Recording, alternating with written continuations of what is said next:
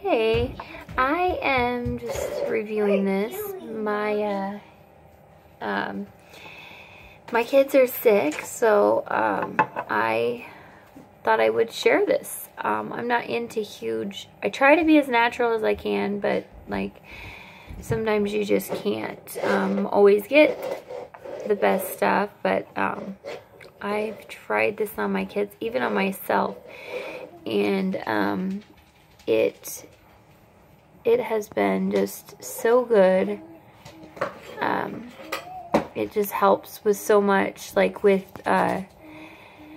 coughing and everything, and I thought I would just share it. I know this is a short video, but this is probably, and it does have sugar, but I really want to make my own stuff because this is just really good, and it's kind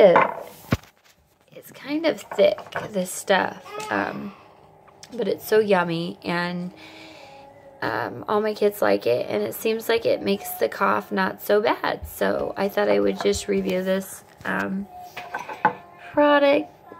You know, I like to review things and tell my honest opinion, and if it works, I like to put it out there. So if you are at any health store or whatever, this is a really good. I got this at our health store. It's an hour away, so it's hard to get, but and elderberry syrup, I think this was maybe $6.